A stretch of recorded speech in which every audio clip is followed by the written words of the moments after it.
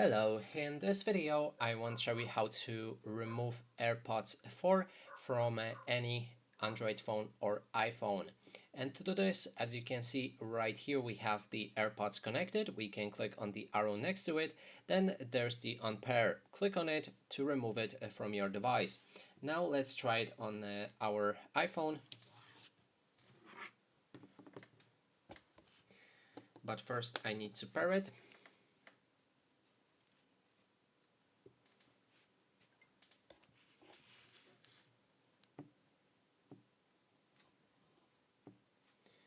Let's open the Bluetooth settings like this. Then select the AirPods and click on the info button. Scroll down and look for forget this device. Click on it, confirm it, and your device is removed.